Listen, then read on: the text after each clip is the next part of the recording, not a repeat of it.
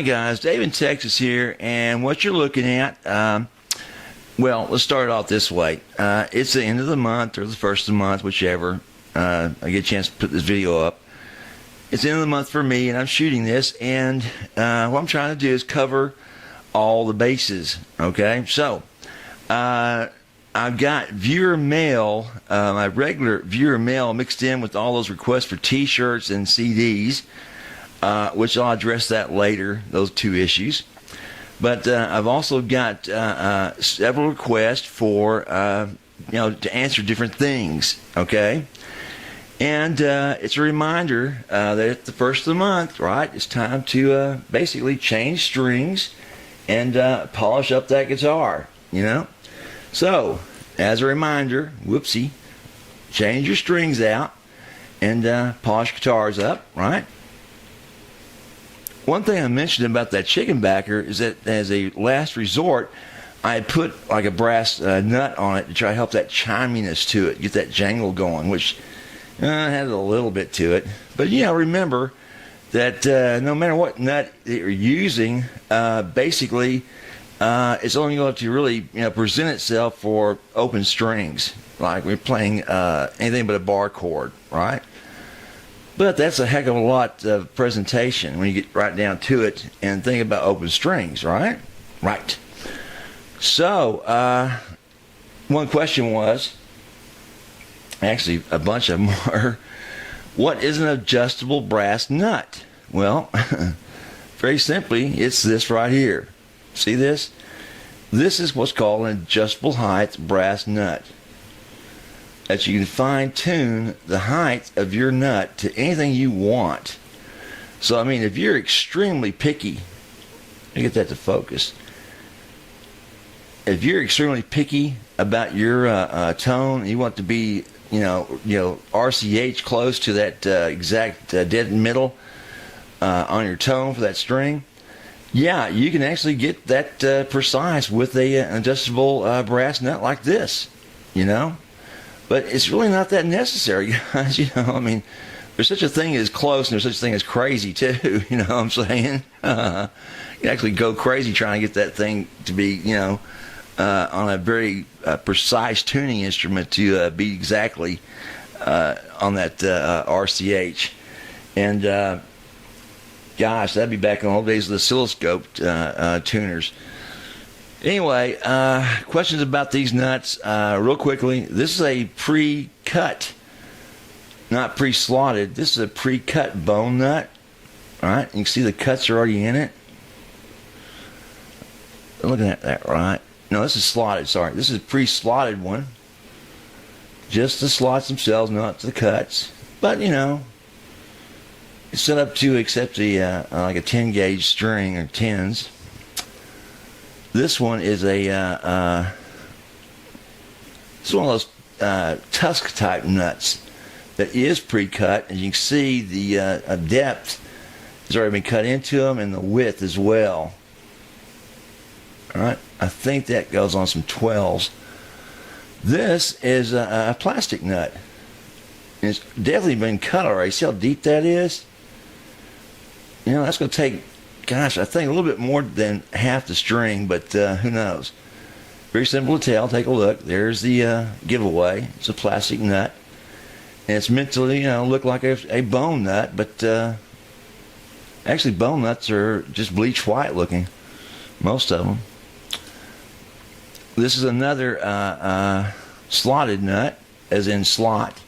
And this one, you can tell by the weight of these, the density of that bone. Right? It's almost like this is a leg bone, this is a finger bone of a bison type of thing. It's just heavier and feels thicker. But here's a regular brass nut, right? It's already been pre-cut to 10s. And just on and on, right? And you may ask why I have so many different nuts here and choices and that kind of thing. Well, guys, remember, at the first of the month, you're supposed to clean your guitar and polish it and change the strings out. Well, you should also, on a bone nut, make sure to polish it, because this thing will absorb polish and keep that nut from drying out and cracking, okay? is once you grind this thing down and make all the adjustments to it, you put stress on that bone, and it's very possible after so many vibrations to it, you can finally find a weak spot in the bone and crack. Right? It is completely dried out.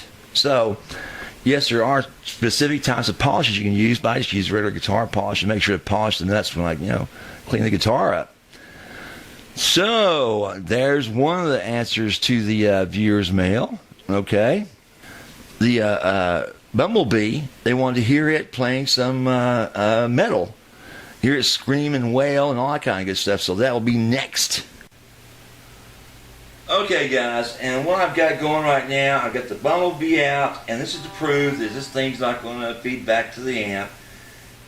And at the moment, let me see and check my notes here, what these are set on. I'm going to put these on series humbucker, right? Okay, this is a series humbucker I'm playing right now.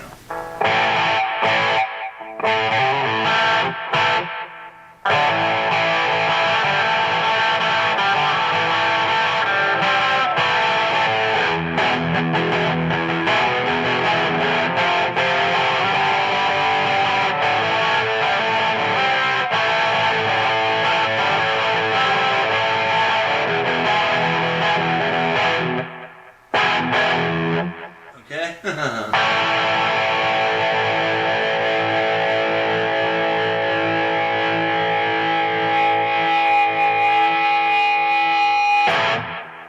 So, it's got a lot of sustain to these things, right?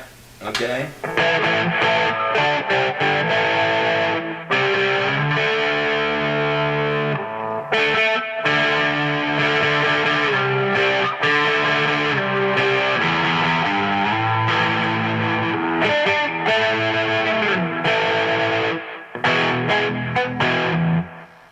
So it rocks, right? Okay, now that was on the series humbucker, right? This is going to be the parallel humbucker.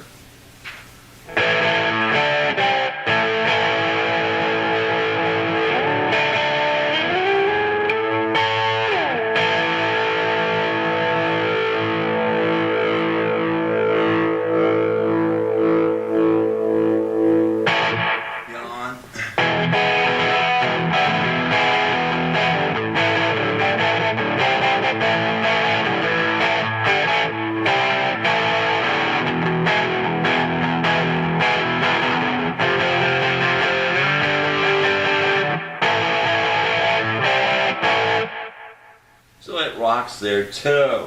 And remember, the guitar is pointing right at the amp, not going 3 feet away. Alright, this is a rail coil on at this setting.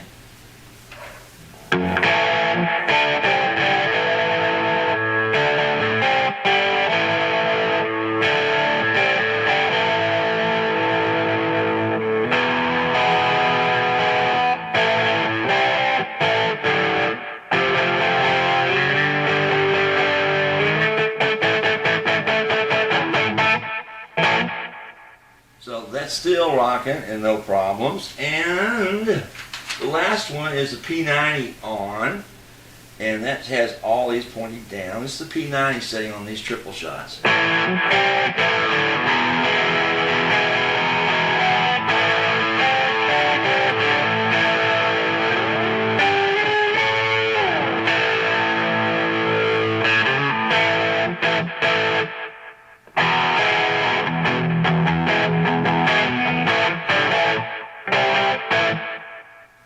So yeah, there's no problem with the feedback. And again, my hands are off the strings and it's pointing right at the amp, right?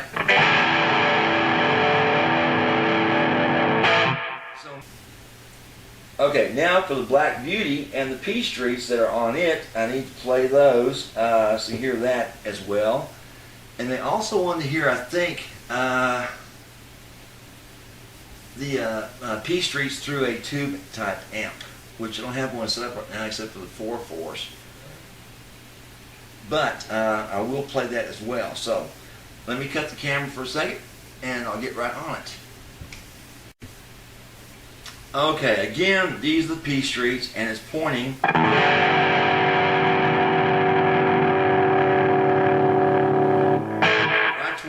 amp, so there's no feedback issues with these either. Okay, here's how it sounds.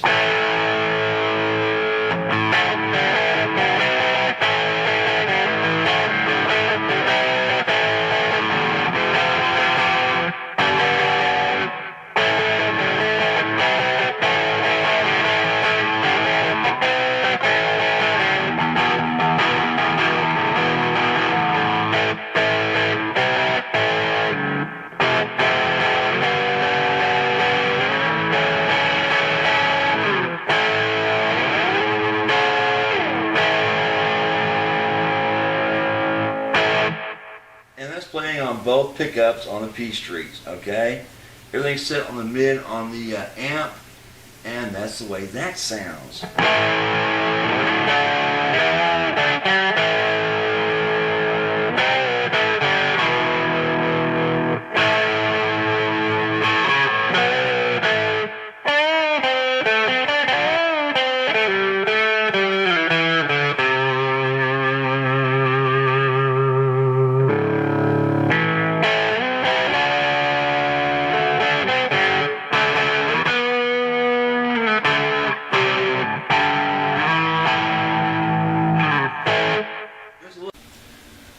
Okay, now I've got the Black Beauty Fakeroonie.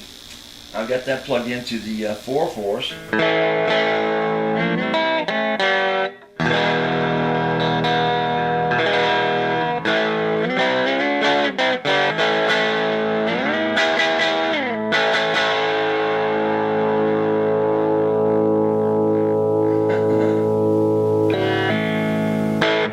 And you can hear the same thing, you know, with it. Of course, it's only a 5-watt amp. And it's not meant to be a blaster, but let's see what we can do with it.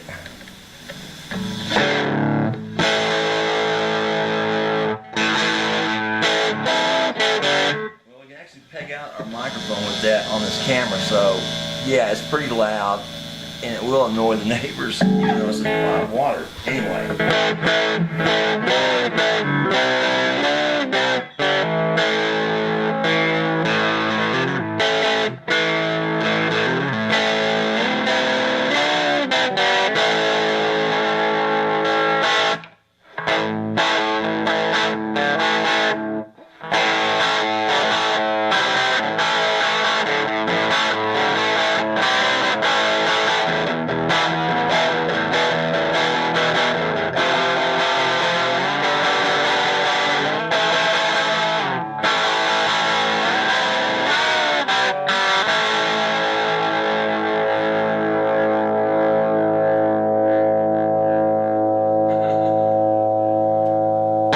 So, I hope that answers your questions. Any more like this, Davesintexas, give me a holler.